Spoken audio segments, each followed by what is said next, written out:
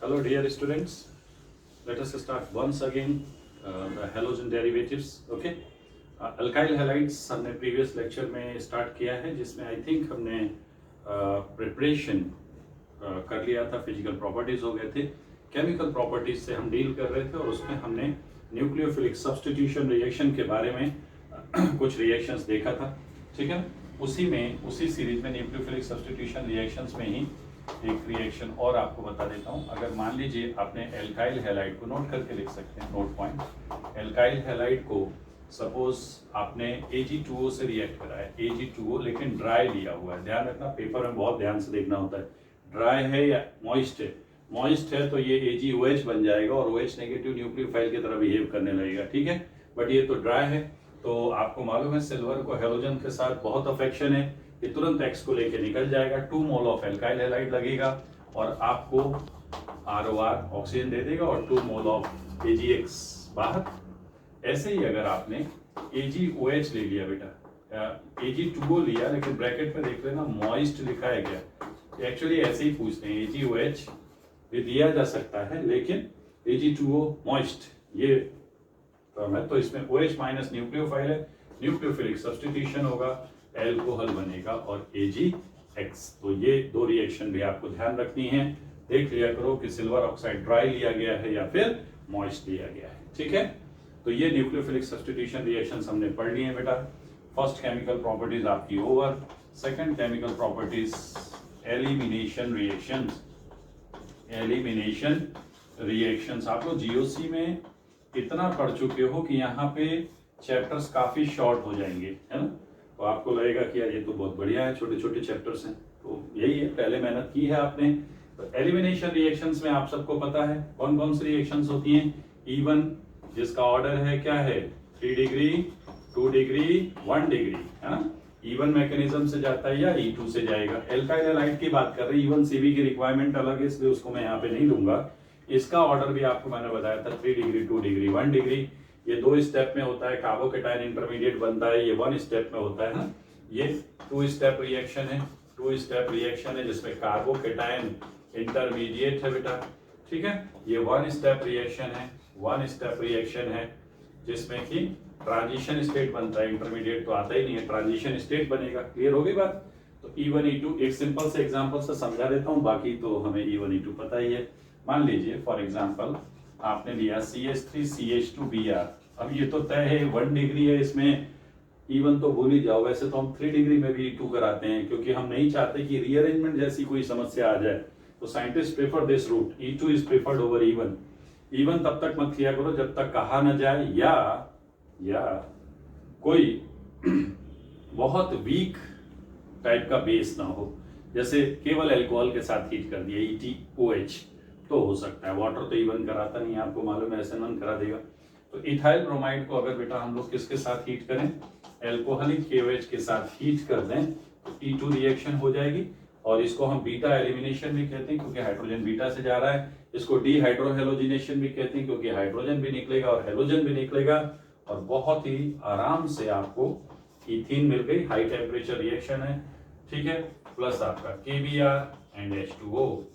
इसमें मैंने बताया था कि एल्कोहलिक KOH क्यों लेते हैं, यही अगर एक्वस KOH लेते तो SN2 हो जाता और इथाइल अल्कोहल बन जाता। ये सारी बातें आपने की हुई हैं, है ना, हम लोग पढ़ चुके हैं। तो ये है बेटा E2 रिएक्शन। आपको मालूम है एंटी पेरिप्लेनर अरेंजमेंट चाहिए, है ना। इसके अलावा 2 टाइप का एलिमिनेशन होता है, ये भी बताया था, सेटजेफ, हॉफमैन। तो सेटजेफ में मोर सब्स्टिट्यूटेड एल्कीन मेजर होती है, हॉफमैन में लेस सब्स्टिट्यूटेड एल्कीन मेजर होती है। ये सभी बातें आप लोग सीख चुके हो बेटा, बहुत मैंने आपको रिएक्शन मैकेनिज्म में पढ़ा चुका हूँ। ये पॉइंट एल्कोहलिक KOH के साथ हीट किया। अब यहाँ 1 ब्यूटीन बनेगा क्योंकि यहाँ पे देखिए ये तो ठीक है अल्फा, लेकिन ये β1 और ये β2, 2 बीटा हाइड्रोजन है आपके पास। तो β1 से 1 ब्यूटीन एंड β2 से 2 ब्यूटीन बनेगी। ठीक है, ये भी 2 बनेंगे सिस और ट्रांस, मालूम है कि नहीं। ये तो बन गया आपका बेटा 1 ब्यूटीन और ये क्या बन गया 2 ब्यूटीन। अब ये 2 ब्यूटीन में ये 2 बनेंगे सिस एंड ट्रांस, तो टोटल प्रोडक्ट्स बनेंगे 3। ये जो है 6 अल्फा हाइड्रोजन के साथ सेटजेफ प्रोडक्ट है जो कि यहाँ पे मेजर है। याद आ गया सबकी? नहीं रिकॉल हुआ।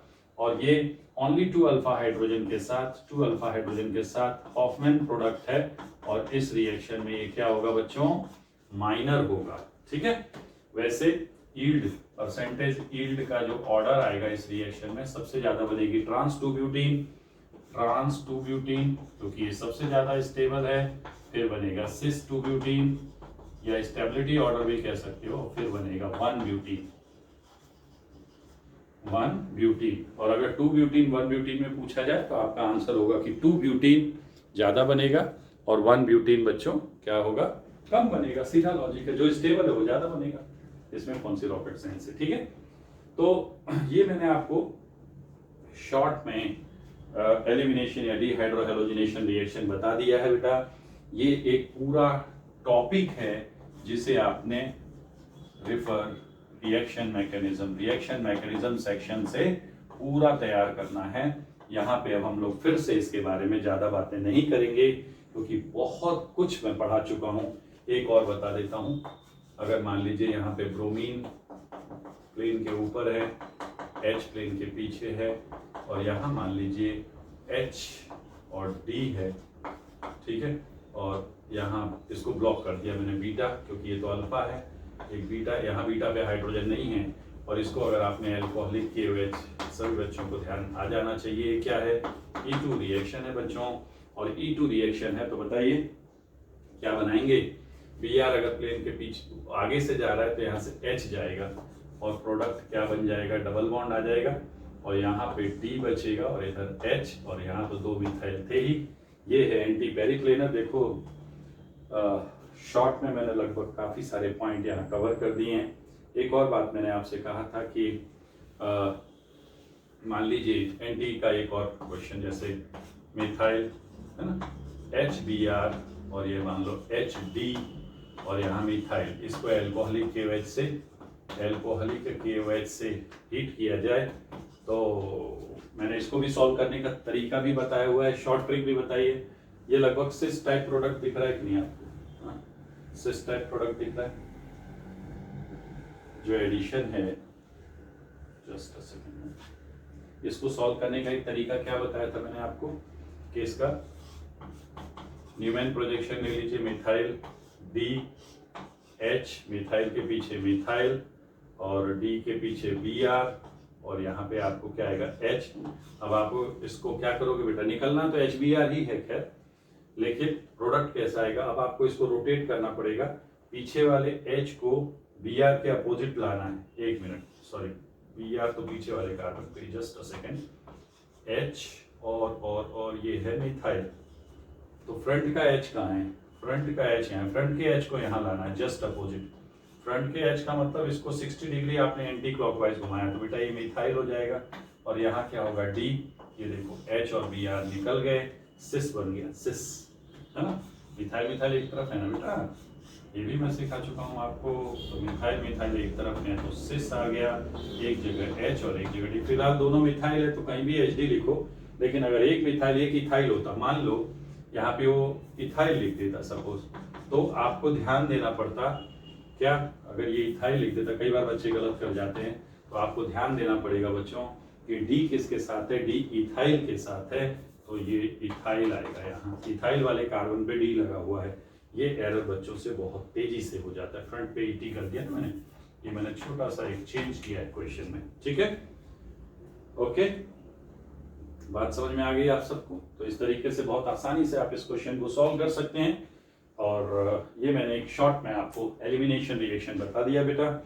डिटेल के लिए आप log in to www.gocvolume3 mechanismsection.in, ठीक है? तो उस पर जाके और पढ़ लीजिए, सारा कुछ है वहां पे। ओके, चलिए एलिमिनेशन रिएक्शन के बाद लिखो बेटा जरा next reaction, next property alkyl halides की, जल्दी से नोट कर लीजिए। Reaction with metals, alkyl halides को मेटल्स के साथ रिएक्शन करना मैं बताता हूँ, ठीक है? Reaction with metals, third property I think, reaction with metals, ये भी बहुत इंपॉर्टेंट है। नॉर्मल एग्जाम्स में पूछ ली जाती है। मान लीजिए आपने एल्काइल हैलाइड को सपोज सोडियम से रिएक्ट कराया ड्राई ईथर, रिएक्शन तुरंत ही आ जानी चाहिए, ये है वुड्स रिएक्शन। तो 2 मोल ऑफ एल्काइल हैलाइड लेते हैं, याद आ गया free radical mechanism, higher alkane plus 2NaX, this is Wurtz reaction. I hope याद आ गया होगा, है? बहुत डिटेल में पढ़ाया मैंने आपको ये। अगर हम यहाँ पे 2 अलग अलग ले लें तो मिक्सचर मिलता है। एक और बात बताता हूँ, ये तो वुड्स रिएक्शन हो गई।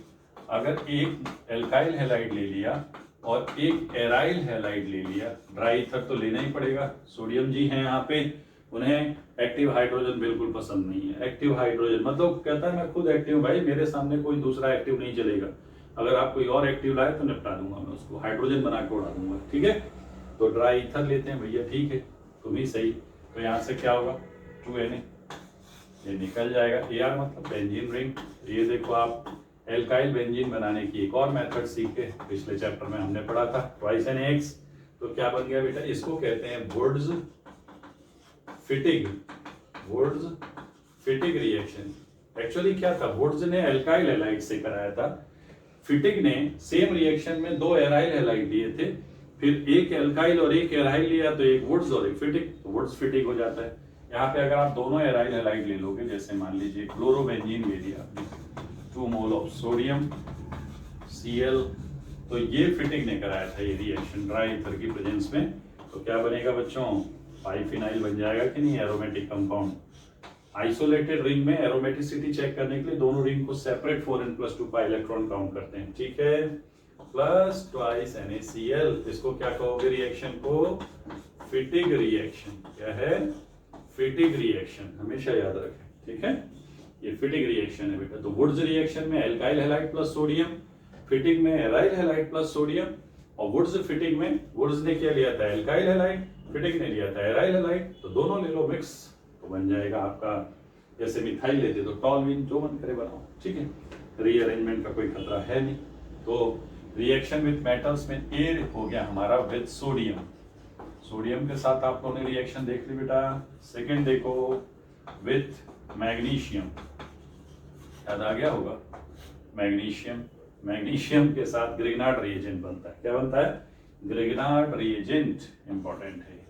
मैग्नीशियम की वैलेंसी 2 है, सोडियम की 1 वैलेंसी, इसलिए वो बीच में इंसर्ट नहीं हो सकता। तो अगर हम एल्काइल हैलाइड को मैग्नीशियम से रिएक्ट कराएं तो बहुत ही शानदार तरीके से, ये मैग्नीशियम की प्रॉपर्टी क्या होती है बताओ, 2 इलेक्ट्रॉन डोनेट करना, ठीक है।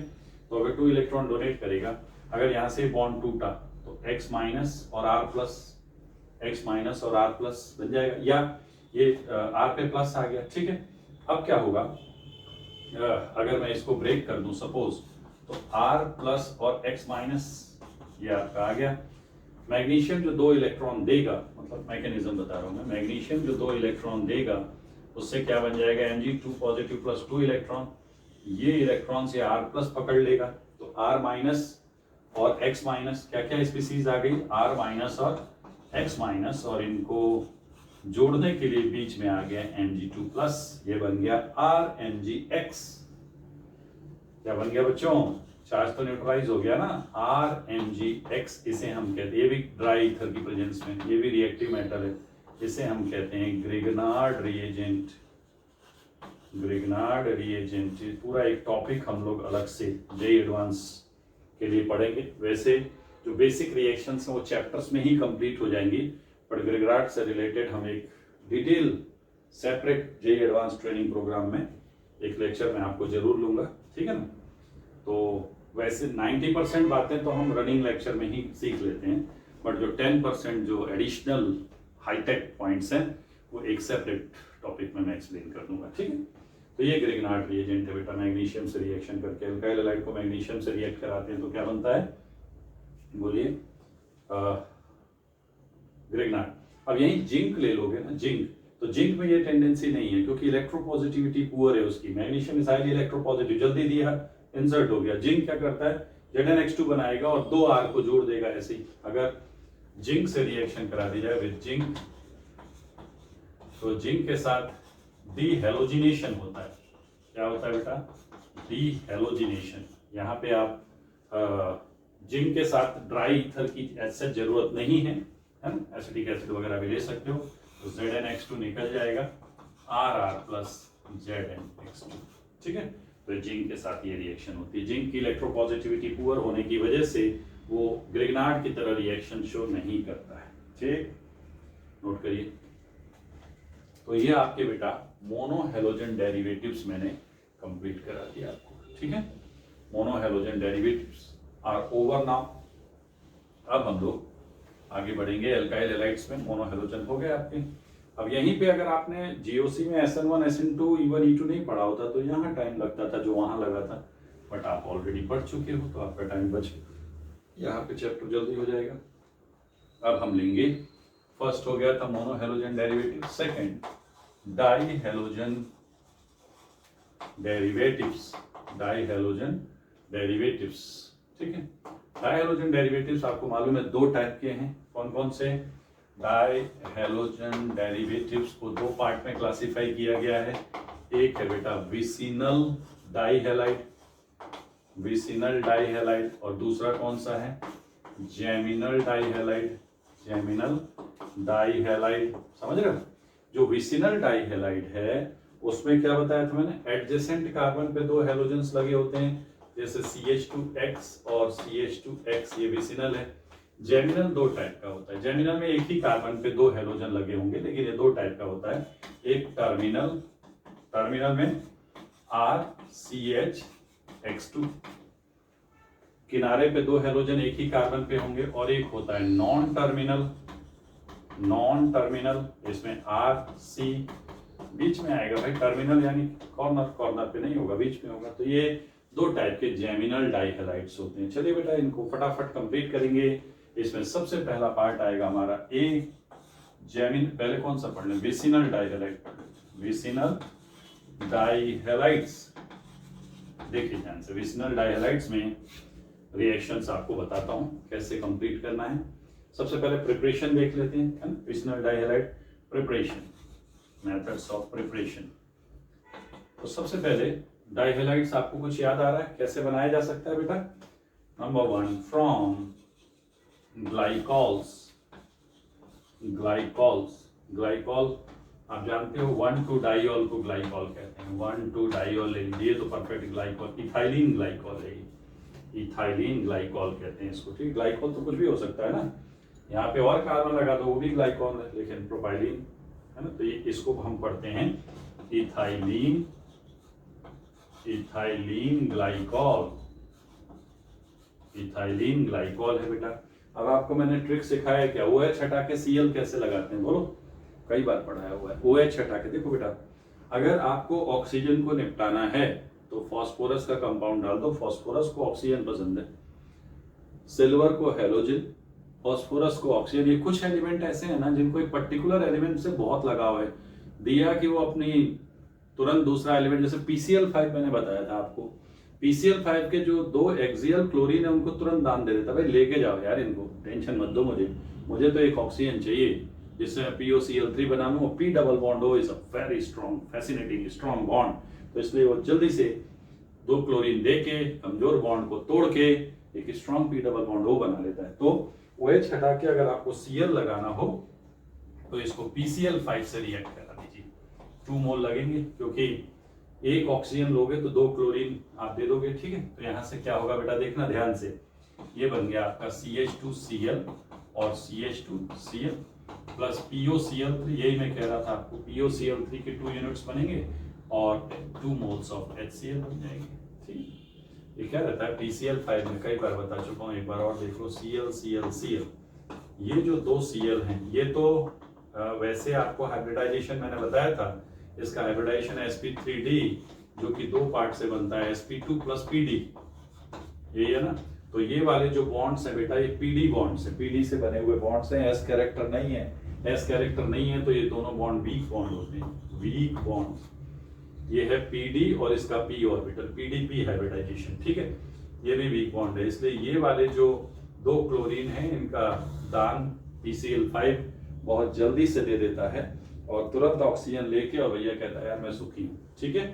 तो ये फर्स्ट मेथड मैंने बताया आपको, ग्लाइकॉल से हम आसानी से विसिनल डाई हैलाइड कैसे बनाएंगे, ठीक। सेकेंड मेथड लिखो बेटा, फ्रॉम एल्कीन्स, एल्कीन्स का हेलोजिनेशन करा दो। Second method, from alkenes.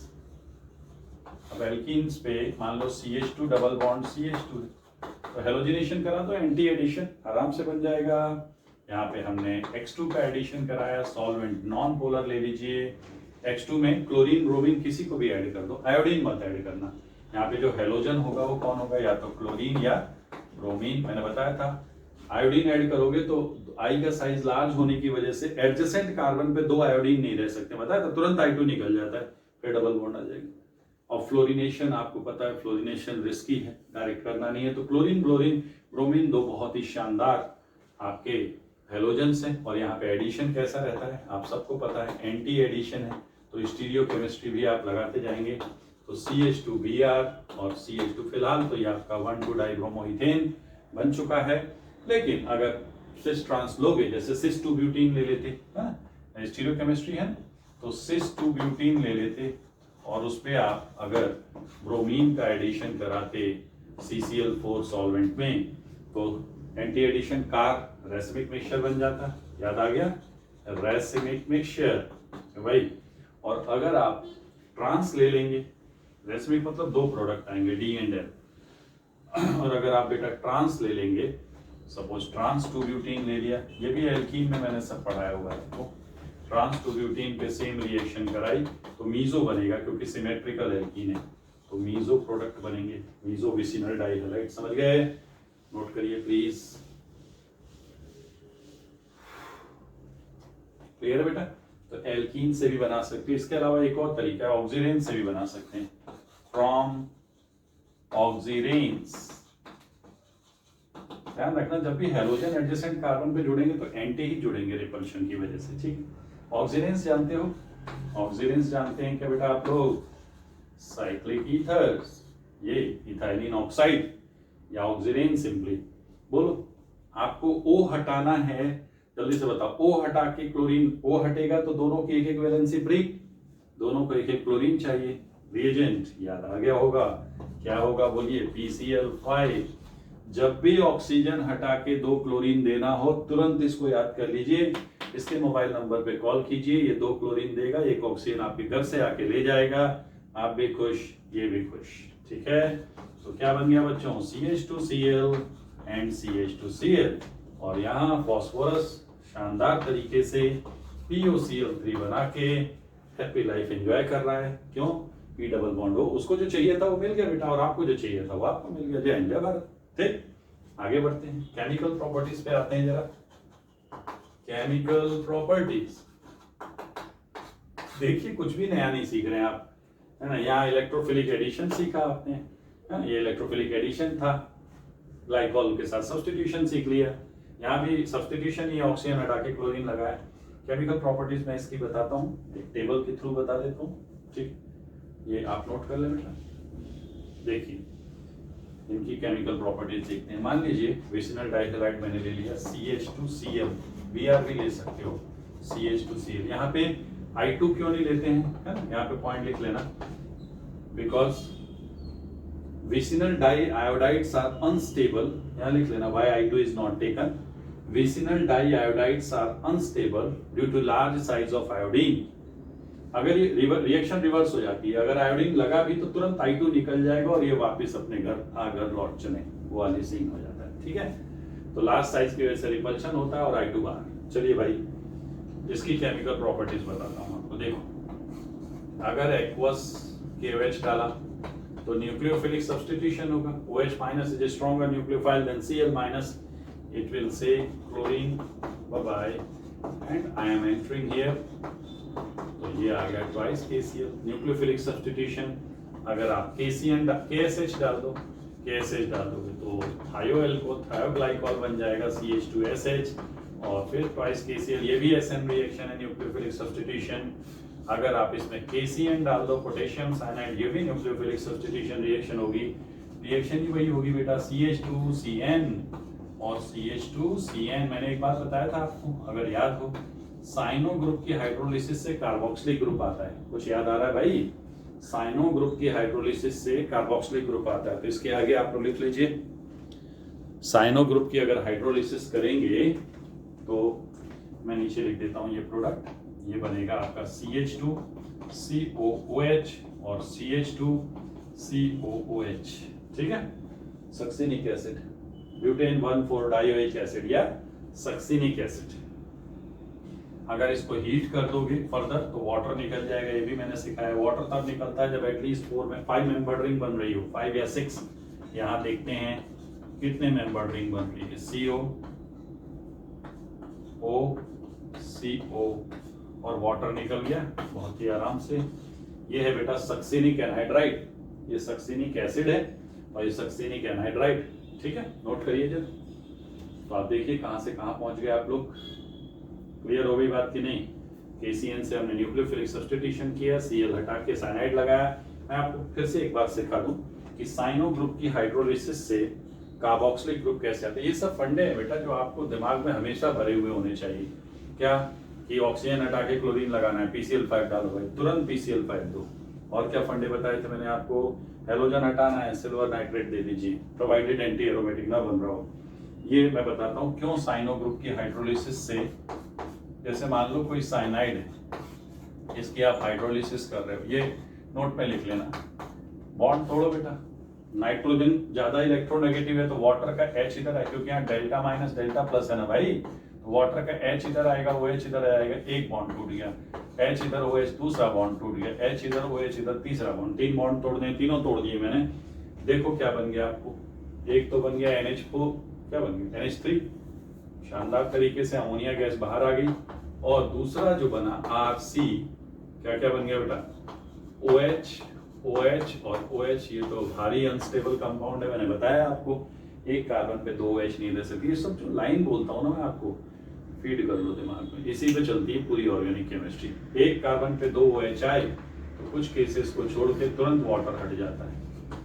क्या बन गया? RCOOH। ये देखिए, यही किया था मैंने साइनाइड की हाइड्रोलिसिस की। H3O का मतलब वाटर में फ्यू ड्रॉप्स ऑफ एसिड डाल दिए। वाटर एक वीक इलेक्ट्रोलाइट होता है बेटा, तो उसका डिसोसिएशन बढ़ाने के लिए हमें उसमें थोड़ा बहुत एसिड डालना पड़ता है, सल्फ्यूरिक एसिड डाल दो।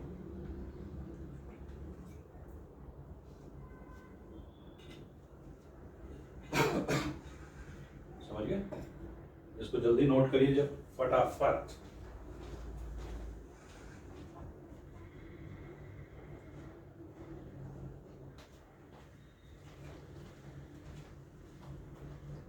हो गया?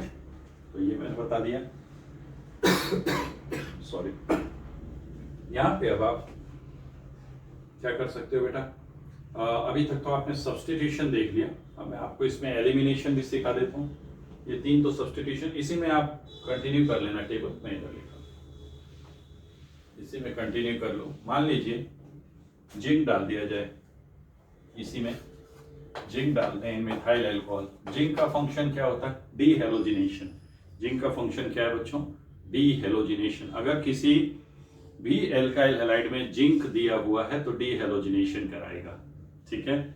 सोडियम भी वही करता है, मैग्नीशियम ग्रेनाइट बनाता है, तो ये डीहेलोजिनेशन है, डीहेलोजिनेशन है। और ये एंटी एलिमिनेशन है, एंटी एलिमिनेशन है, ध्यान रखें। तो जिंक क्लोराइड ZnCl2 निकल जाएगा और इथीन आ गया, ये एंटी एलिमिनेशन है। इस बात को मैं जरा एक्सप्लेन कर दूं आपको, इसका मीनिंग क्या होता है। जैसे मान लीजिए आपको ये दिया हुआ है मिथाइल HHClCl, ठीक है, और इसमें आपको बोलते हैं जिंक से रिएक्शन कराइए भाई, मिथाइल अल्कोहल की प्रेजेंस में हीट कीजिए, एंटी एलिमिनेशन होगा। अब सुनो, इस क्वेश्चन को सॉल्व करने के 2 तरीके हैं। एक मैंने बताया था न्यूमैन, याद आ रहा है? न्यूमैन में जाके ClCl को अपोजिट लाके निकाल दीजिए, थैंक यू, ठीक है, आपका आंसर आ जाएगा। एक शॉर्ट ट्रिक भी बताया हुआ है मैंने, कैसे? एक मीजो प्रोडक्ट है तो एंटी एलिमिनेशन हो रहा है, ध्यान से सुनना, एंटी एलिमिनेशन होगा, ये तय है। तो बताओ किस पे एंटी एलिमिनेशन, किस पे एंटी एडिशन से मीजो बनता है? कुछ याद आ रहा है? एक शॉर्ट ट्रिक अप्लाई करेंगे, एग्जाम ट्रिक। आपको मालूम है ट्रांस पे एंटी एडिशन से मीजो बनता है।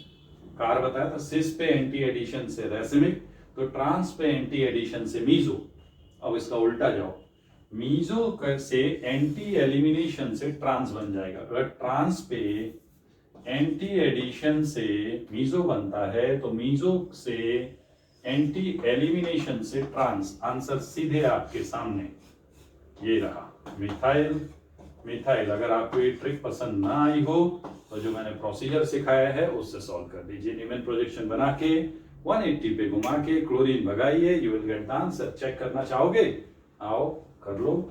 Front carbon methyl, chlorine H, back carbon methyl. कुछ याद आ रहा है बच्चों?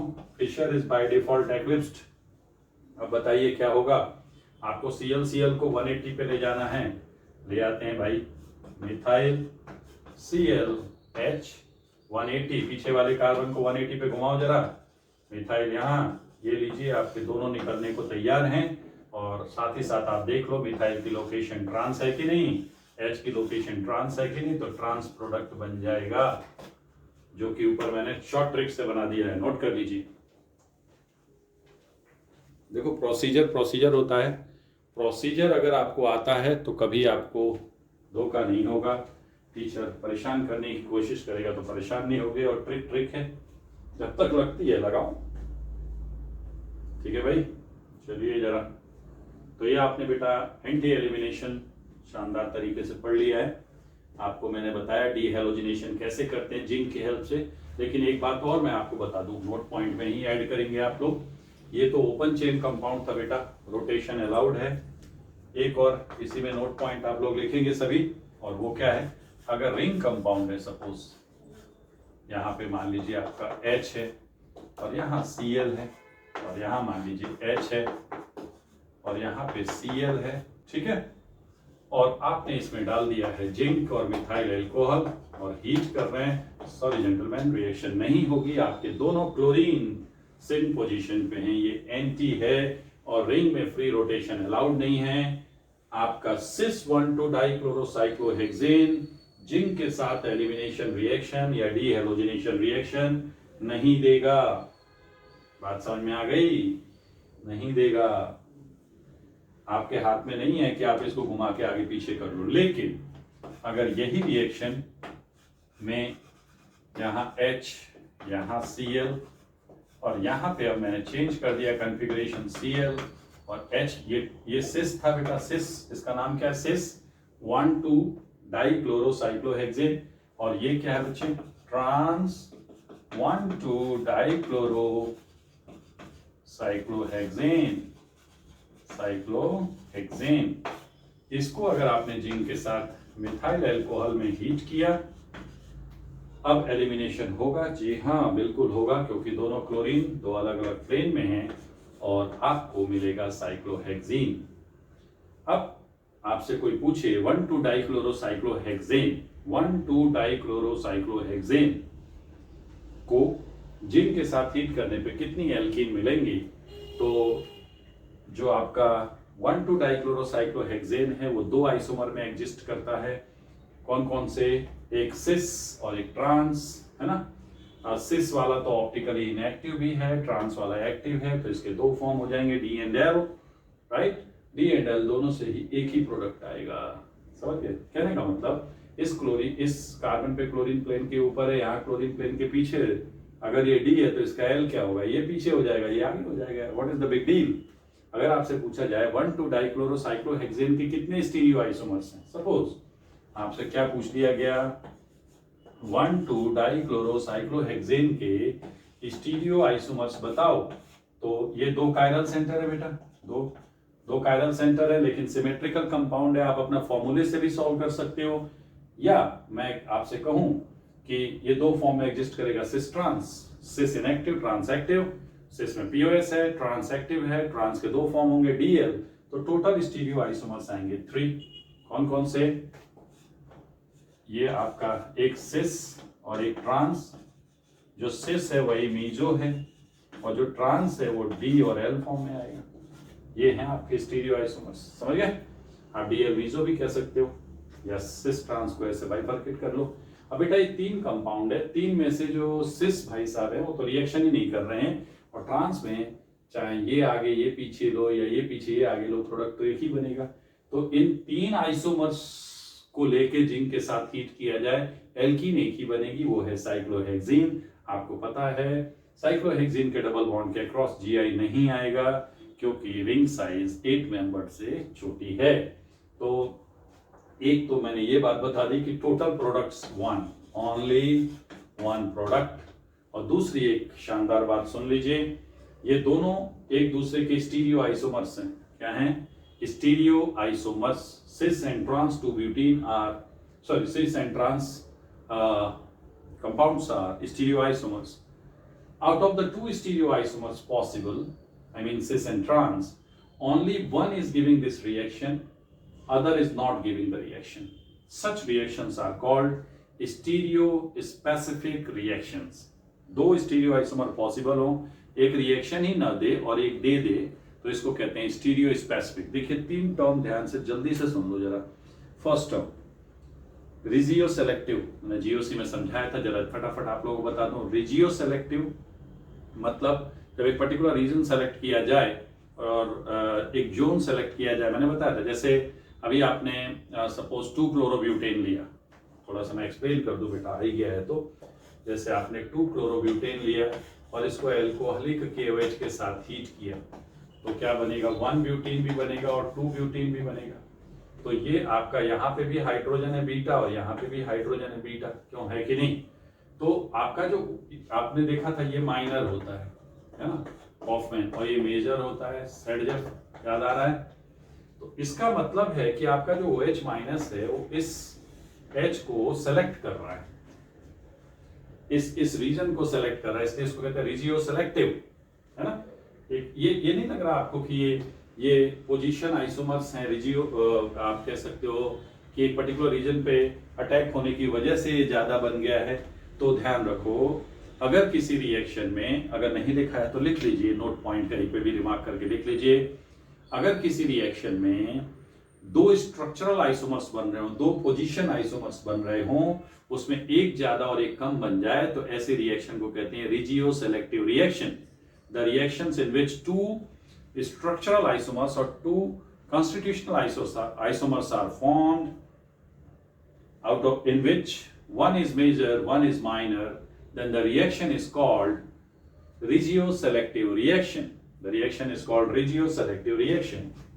और अगर एक और बात बताऊं आपको, ये जो ट्रांस बना, ये तो सिस है, सॉरी 1-butene है, 2-butene है, ये 2 पार्ट में बनता है, एक सिस और एक ट्रांस। इन दोनों में मेजर कौन होता है? ये बात में एग्जांपल नीचे देख लेना। ट्रांस मेजर होता है कि नहीं बच्चों, और ये होता है माइनर। तो अब आपने देखा कि रीजन सेलेक्ट होने की वजह से 2-butene ज्यादा बनी, लेकिन अब उस 2-butene में भी 2 आइसोमर बन रहे हैं, एक सिस और एक ट्रांस। कौन ज्यादा बना? ट्रांस। अब ये बताओ 1-butene और 2-butene में क्या रिलेशन है? Structural isomers. और सिस 2-butene और ट्रांस 2-butene में क्या रिलेशन है? बोलिए, सिस 2-butene और ट्रांस 2-butene में क्या रिलेशन है? ये स्टीरियो आइसोमर्स हैं। अब आप क्या देख रहे हो? इस रिएक्शन को देखो। इस रिएक्शन में 2 प्रोडक्ट बने पहले, जो कि पर्टिकुलर जोन पे सेलेक्टिविटी होने की वजह से एक ज्यादा एक कम बन गया, तो हमने कहा रिजियो सेलेक्टिव रिएक्शन। लेकिन जो एक प्रोडक्ट बना वो स्टीरियो आइसोमेरिज्म भी शो कर रहा है, जिसमें से एक स्टीरियो आइसोमर ज्यादा बन रहा है और एक कम बन रहा है। यानी कि रिएक्शन एक पर्टिकुलर आइसोमर को सेलेक्ट कर रही है। इन दोनों के रिस्पेक्ट में रिजियो सेलेक्टिव रिएक्शन है ये, और इन दोनों के रिस्पेक्ट में उसने ट्रांस ज्यादा बनाने का क्या मतलब है? ट्रांस को सेलेक्ट कर लिया है रिएक्शन ने, तो इन दोनों के रिस्पेक्ट में इस रिएक्शन को आप कहेंगे स्टीरियो सेलेक्टिव रिएक्शन। ठीक है? तो अगर आपसे ये रिएक्शन देके पूछ लिया जाए, बहुत ही फेमस रिएक्शन है कि भैया 2-chlorobutane को अल्कोहलिक KOH के साथ हीट करने पे क्या बनेगा, तो आप आंसर देंगे 1-butene, cis-2-butene, trans-2-butene। फिर पूछेगा रिएक्शन कैसी है, तो आपका आंसर हो जाएगा both regioselective and stereoselective. समझ गए?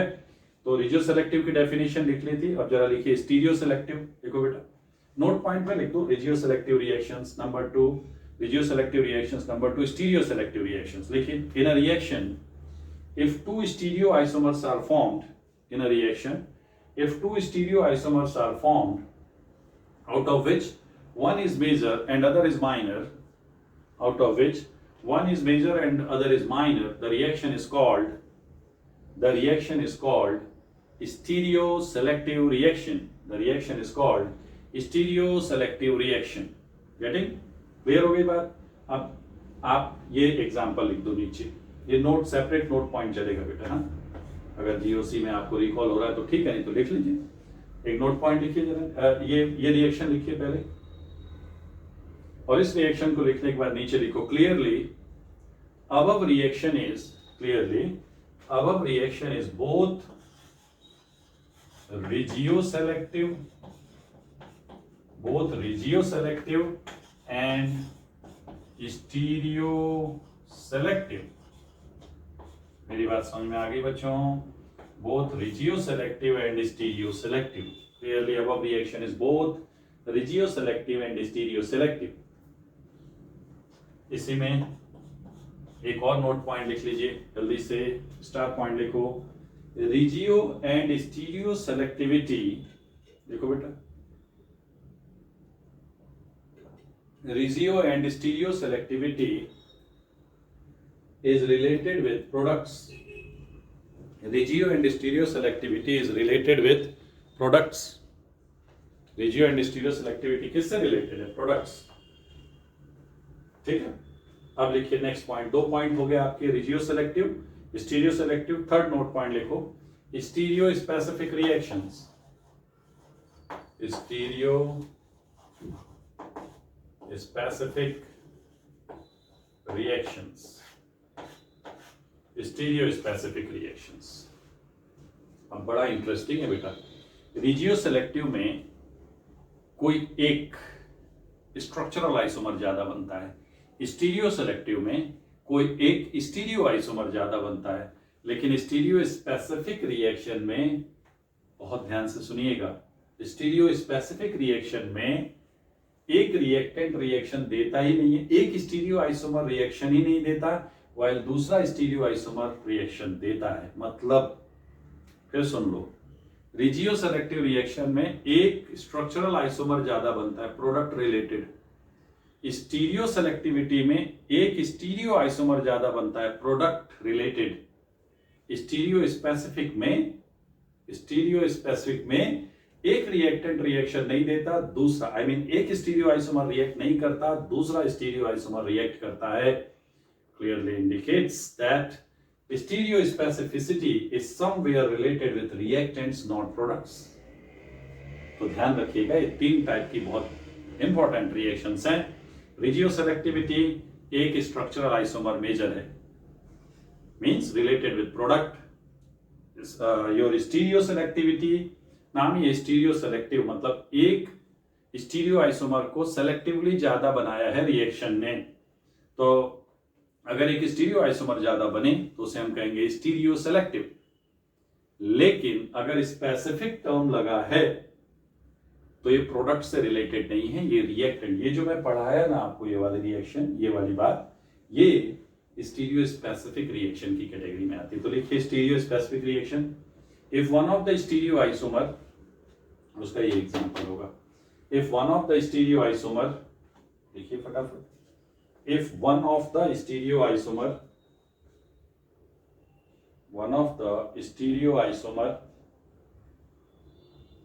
reacts and give product while other does not, then the reaction is called stereospecific reaction। stereospecific reaction तो नीचे लिखो clearly stereospecificity is a reactant dependent phenomena, not product dependent। ठीक है, तो ये है बेटा सारी कहानी। कंक्लूजन, ये एग्जांपल है इसका, लिख लेना। This is stereo specific reaction. अगर कंक्लूजन आपसे पूछा जाए तो सबसे पहले रिजियो सेलेक्टिव रिएक्शन क्या लिखेंगे, one structural isomer is major product, one structural isomer is major product. बात समझ में आ गई। और इसमें भी आपको क्या पता होना चाहिए बच्चों कि ये product dependent reaction, product dependent phenomena. अगर यहाँ पे ये रेडियो सेलेक्टिव हो गया, अगर आपसे बोले स्टीरियो, जहां सेलेक्टिव आएगा ना वो प्रोडक्ट से डिपेंडेंट होता है। स्टीरियो सेलेक्टिव रिएक्शन, इसका कंक्लूजन क्या लिखोगे, one stereo isomer is major product लिख लो बेटा, one stereo isomer is major product, right. और इसमें भी लिख दो प्रोडक्ट डिपेंडेंट फिनोमिना। और थर्ड क्या है, स्टीरियो स्पेसिफिक, नेम को भी डिकोड कर सकते हो। स्टीरियो लग गया मतलब स्टीरियो आइसोमर की बात हो रही है, रिजियो मतलब रीजन की बात हो रही है, ठीक है। स्टीरियो स्पेसिफिक रिएक्शन बोलो बेटा, स्टीरियो स्पेसिफिक रिएक्शन में लिखो जरा स्टेटमेंट लिखो, one stereo isomer react while other does not, one stereo isomer react while other does not. और यहां लिख लो रिएक्टेंट डिपेंडेंट फिनोमिना। तो ये विसिनल डाइहैलाइड में मैंने काफी इंपॉर्टेंट बात आपको समझा दी है ना, एलिमिनेशन रिएक्शन है। अब बेटा आगे बढ़ते हैं जरा इसमें। अब लिखो कितनी प्रॉपर्टीज हो, वो जो टेबल बना रहे थे उसी में एक और लिखेंगे हम। अभी तक हमने किससे रिएक्शन करा दिया था, I think aqueous KOH KCN KSH, और बाद में ये वाला रिएक्शन पढ़ा हमने जिसमें हम जिंक से रिएक्शन करा के डीहेलोजिनेशन और एलिमिनेशन करा रहे थे। अब विसिनल डाइहैलाइड में ही लास्ट रिएक्शन, वही टेबल में कंटिन्यू कर लेंगे हम लोग। अगर इसको एल्कोहलिक KOH से हीट करें, याद आ गया होगा E2, देखो जिंक से हीट करते हो तो दो हेलोजन निकलता है, उसको कहते हैं डीहेलोजिनेशन, वो भी E2 है। और अगर एल्कोहलिक KOH से हीट करते हो तो इसको डीहाइड्रोहेलोजिनेशन कहते हैं। क्या कहते हैं बच्चों, डीहाइड्रोहेलोजिनेशन, और ये भी E2 है, ठीक है। डीहाइड्रोहेलोजिनेशन और ये भी E2 है। जितनी E2 रिएक्शन है सब एंटी पेरिप्लिनर है। तो एक कार्बन से क्लोरीन और एक कार्बन से हाइड्रोजन हटा दीजिए, CH2 double bond CHCl, vinyl chloride, इसी के पॉलीमराइजेशन से PVC बनता है, पॉलीविनाइल क्लोराइड। अब मैंने आपको बताया था, आपको याद हो अगर, कि ये कंपाउंड एल्कोहलिक KOH के साथ हीट करने पर रिएक्शन नहीं देता है, क्योंकि रेजोनेंस की वजह से, याद आ गया, रेजोनेंस की वजह से यहाँ डबल बॉन्ड कैरेक्टर डेवलप हो रहा है। लेकिन हम भी मानेंगे नहीं, हम तो इसको निकालेंगे। तो हम इसको सोडामाइड या पोटेशियम एमाइड के साथ हीट करेंगे तो NH2 negative is stronger base than OH minus, reaction हो जाएगी और आपको मिलेगा एसिटाइलीन। तो ये बेटा विसिनल डाइहैलाइड की लास्ट केमिकल प्रॉपर्टी है। इसी के साथ आपका विसिनल डाइहैलाइड टॉपिक कंप्लीट हो चुका है, ठीक है। अब हम डाइहैलाइड्स में ही दूसरा पार्ट ले रहे हैं, डाइहैलाइड्स कंप्लीट कर लेते हैं इस लेक्चर में। डाइहैलाइड्स का जो सेकंड है वो है जेमिनल डाइहैलाइड्स। जेमिनल डाइहैलाइड्स क्या होते हैं बोलिए, जिनमें आपके जो दोनों हेलोजन हैं वो एक ही कार्बन पे लगे हों, ठीक है, क्लियर है। सबसे पहले प्रिपरेशन कैसे बनेगा, देखिए नंबर 1 फ्रॉम कार्बोनाइल कंपाउंड्स। जब भी मैं कार्बोनाइल कंपाउंड्स कहूं आपके दिमाग में तुरंत एल्डिहाइड कीटोन्स आ जाने चाहिए। तो कार्बोनाइल कंपाउंड से आपको ये बनाना है बच्चों। सबसे पहले मैं एक एल्डिहाइड लेता हूं RCHO। टारगेट क्या है, दो हेलोजन एक ही कार्बन पे लाना है। समझ में आ गया, क्या करोगे, ऑक्सीजन को हटाओ और हेलोजन लगाओ, और इस प्रोसेस में जो आपकी हेल्प करेगा वो है PCl5। PCl5 का एक ही काम है जो आप सबको अच्छे से पता चल चुका है, RCH ClCl, और ये रहा आपका POCl3, जो उसे चाहिए था मिल गया भाई। ये बन गया आपका टर्मिनल जेमिनल डाइहैलाइड। अगर आपको नॉन टर्मिनल बनाना है तो कीटोन ले लो, RCOR, और इसमें आप डाल दीजिए PCl5। फॉस्फोरस को ऑक्सीजन चाहिए और 2 क्लोरीन देने के लिए वो बिल्कुल तैयार बैठा है। ये मिल गया आपको क्लोरीन और ये फॉस्फोरस खुश हो चुका है। ये फर्स्ट मेथड थी कार्बोनाइल कंपाउंड से कैसे बनाया हमने। Second method from alkynes. Alkynes की जगह हाँ एल्काइन से बना सकते हैं। एल्काइंस में आपने मान लीजिए कोई एल्काइन ले ली, ऐसी RCH टर्मिनल एल्काइन ले ली बेटा, इसमें HX का एडिशन कराओ, HX या HCl का एडिशन कराओ। मार्कोनिकॉफ रूल से कराओ बेटा एडिशन। चलो मार्कोनिकॉफ रूल से RC प्लस यहाँ आएगा ना, तो भाई Cl डबल बॉन्ड CH2, एक बार फिर से HCl का एडिशन, और ये मिला आपको नॉन टर्मिनल जेमिनल डाइहैलाइड। टर्मिनल के लिए एसिटिलीन लेनी पड़ेगी, क्या कहते हो? टर्मिनल बनाना है अगर तो आपको एसिटिलीन लेना पड़ेगा बच्चे। टर्मिनल के लिए एसिटिलीन, ठीक, नोट कर लो जल्दी से। एसिटिलीन में मार्कोनिकॉफ रूल का चक्कर नहीं होगा ना। जैसे देखो CH ट्रिपल बॉन्ड CH, इस पे HCl का एडिशन, क्या बना CH2 डबल बॉन्ड CHCl, और फिर HCl का एडिशन करा दो, ठीक है, आ जाएगा। चलिए कर लोगे, लिख लो HCl का फिर से एडिशन करा दो, सॉरी, तो आपका CH3 CHCl ये बन गया। ये हो गई प्रिपरेशन ऑफ जेमिनल डाइहैलाइड्स। अब हम पढ़ेंगे प्रॉपर्टीज। छोटा सा टॉपिक है, कंप्लीट कर लेते हैं, ठीक, प्रॉपर्टीज। इसके बाद आपको मैं एक लेक्चर लगेगा, इसमें ट्राई हेलोजन डेरिवेटिव्स और टेट्रा हेलोजन डेरिवेटिव्स कंप्लीट कर लेंगे, तो आपका ये जो एलिफेटिक हेलोजन डेरिवेटिव वाला सेक्शन है कंप्लीट हो जाएगा, ठीक है। और अगले लेक्चर में हम लोग उसमें एराइल हैलाइड्स को कंप्लीट करेंगे। एराइल हैलाइड काफी इंपॉर्टेंट है, it may take 2 lectures but will be completed soon, okay. So properties पे आ जाते हैं जल्दी से बेटा। सबसे पहले CH3 CH ClCl। आइए सबसे पहले एक्वस KOH डाल देते हैं।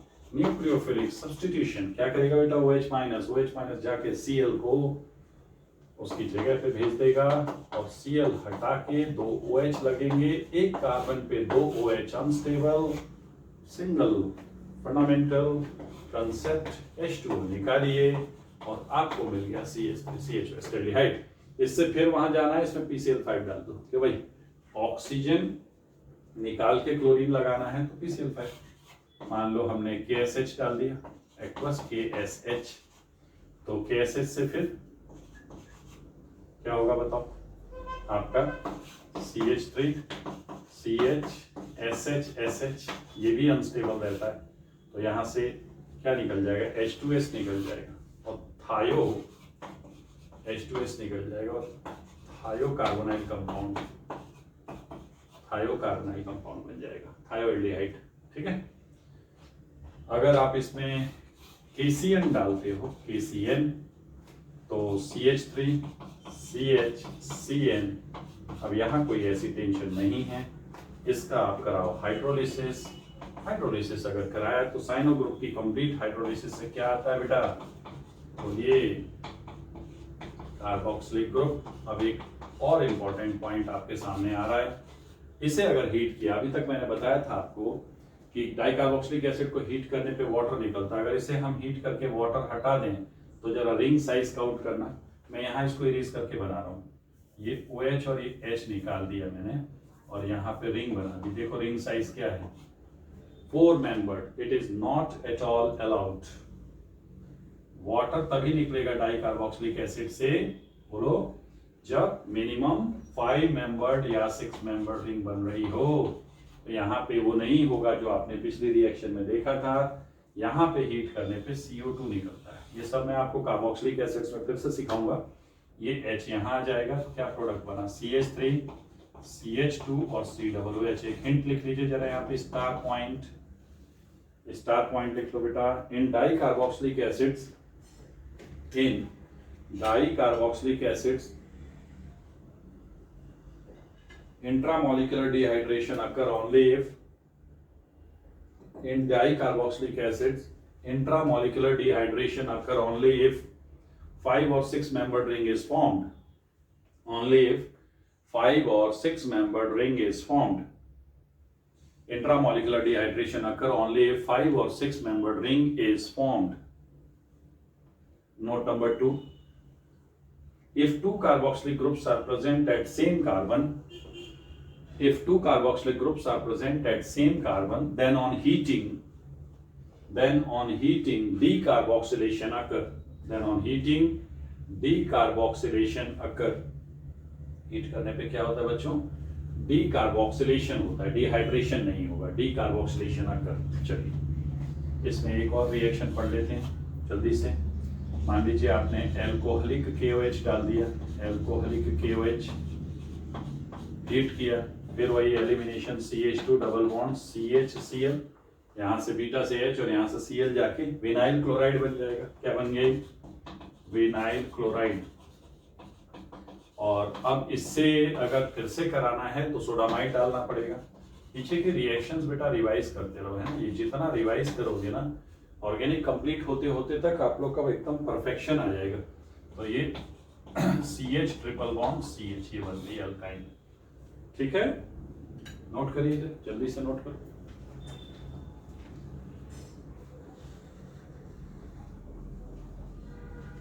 क्लियर हो गया? समझ में आ गया? तो ये आपके डाई हैलोजन डेरिवेटिव्स मैंने सक्सेसफुली कंप्लीट कर दिया है प्यारे बच्चों। इसको आप नोट कर लो, ठीक है।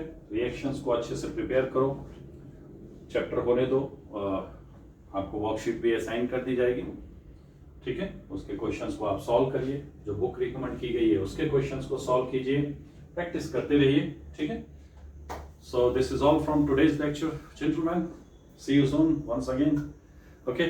अगले लेक्चर में हम ट्राई हैलोजन डेरिवेटिव्स पढ़ेंगे, बहुत ही इंपॉर्टेंट है। क्लोरोफॉर्म, क्लोरोफॉर्म एक बहुत इंपॉर्टेंट कंपाउंड है, उसका एप्लीकेशन वाइज भी और एग्जाम पॉइंट ऑफ व्यू से भी बहुत क्रूशियल है वो लेक्चर। तो तब तक इंतजार कीजिए, जल्दी मिलते हैं। Thank you very much, God bless.